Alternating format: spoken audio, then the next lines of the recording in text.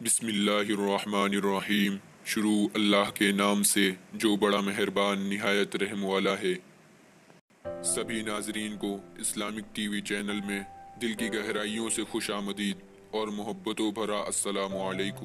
محمد بن عبد الملک حمدانی اپنی تاریخ میں یہ واقعہ بیان کرتے ہیں کہ خلافت عباسیہ کے وزیر اعظم عزت الدولہ کو کرد قوم کے ایک گروہ کے بارے میں شکایت پہنچی کہ یہ لوگ ڈاکو ہیں، انہوں نے راہ گیروں کی زندگی اجیرن کر رکھی ہے، ان کا بسیرا پہاڑ کی گھاٹیوں میں ہے، یہ وہاں سے گزرنے والے قافلوں کو لوٹ لیتے ہیں اور گھاٹیوں میں چھپ جاتے ہیں، ان سے سب ڈرتے ہیں، کسی میں ان سے مقابلہ کرنے کی ہمت نہیں۔ لوگوں نے وزیر اعظم سے درخواست کی تھی کہ وہ اس مسئلے پر سنجیدگی سے غور کریں اور عوام کو ان ڈاکوؤں سے چھٹکارا دلائیں۔ عزت الدولہ نے اس شکایت کا سنجیدگی سے نوٹس لیا اور راہ گیروں کو ڈاکوؤں سے نجات دلانے پر غور کرنے لگا۔ اسے ایک ترکیب سوجھی، اس نے حلوہ بنانے کا حکم دیا، اس میں خوب میوہ جات شامل کرائے اور ایک خاص خوشبو ڈلوائی۔ یہ خاص قسم کا حلوہ تھا جو امراء ہی کھاتے تھے۔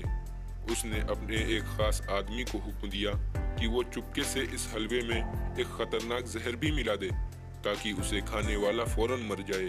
اس نے یہ حلوہ نہایت خوبصورت تشتریوں میں سجایا، پھر اسے قیمتی صندوق میں بند کرنے کا حکم دیا۔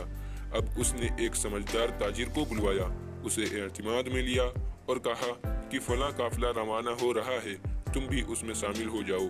جب ڈاکو تمہارا راستہ روکیں اور تمہیں لوٹنے لگے تو شور مچا دینا کہ میرے پاس اس صندوق میں بڑا قیمتی حلوہ ہے جو میں امراء کی بیگمات کے لیے بطور تحفہ لے کر جا رہا ہوں۔ تاجر نے اس صندوق کو خچر پر لادا اور قافلے کے ساتھ شامل ہو گیا۔ تاجر ہوشیار تھا، عزت الدولہ کا مقصد سمجھ گیا اور قافلے کے ساتھ مہم کی تنقید کے لیے روانہ ہو گیا۔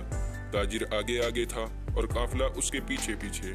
جب یہ قافلہ اس جگہ پہنچا جہاں ڈاکوؤں کا ٹھکانہ تھا، وہاں پہلے سے ہی گھات لگائے بیٹھے تھے، وہ اس قافلے کے انتظار میں تھے۔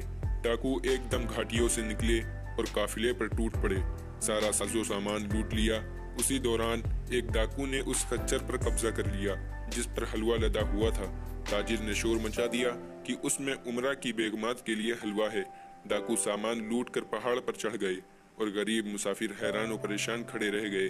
ڈاکو لوٹ مار سے فارغ ہو گئے تو انہیں بھوک نے ستایا۔ وہ تاجر کی زبانی اس صندوق کے بارے میں پہلے ہی سن چکے تھے کہ اس میں قیمتی حلوہ ہے۔ انہوں نے صندوق کھولا تو اس میں نہایت نفیس حلوہ تھا جس میں بڑی اشتہا انگیز خوشبو پھوٹ رہی تھی۔ اس نے اپنے ساتھیوں کو آواز دی تو وہ سب آ گئے۔ انہوں نے خوشبودار حلوہ دیکھا تو کہنے لگے، یار یہ حلوہ تو بہت اعلیٰ ہے، شاید شاہی گھرانے میں جا رہا ہے۔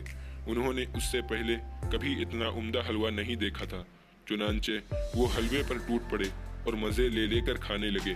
بھوک تو پہلے ہی چمکی ہوئی تھی، اس لیے وہ جلد ہی سارا حلوہ چٹ کر گئے۔ حلوے کے زہر نے اپنا اثر دکھلایا، کوئی یہاں گرا کوئی وہاں گرا، دیکھتے ہی دیکھتے سارے ڈاکو موت کی نیند سو گئے۔ مسافروں اور تاجروں کا قافلہ یہ سارا منظر دیکھ رہا تھا۔ جب انہیں ڈاکوؤں کی موت کا یقین ہو گیا تو انہوں نے جلدی جلدی ان کے ان تمام اموال و سامان اور ہتھیاروں پر قبضہ کر لیا جنہیں ڈاکوؤں نے راہ گیروں اور مسافروں کو لوٹ لوٹ کر ڈھیر کیا تھا۔ پھر یہ قافلہ ڈاکوؤں کے سامان کے ساتھ عزت الدولہ کی خدمت میں خوشی خوشی حاضر ہوا۔ اس طرح زمین میں فتنہ و فساد پھیلانے والے ان ڈاکوؤں کا صفایا ہو گیا اور فتنہ پروری کے کانٹے جڑ سے اکھاڑ پھینکے گئے۔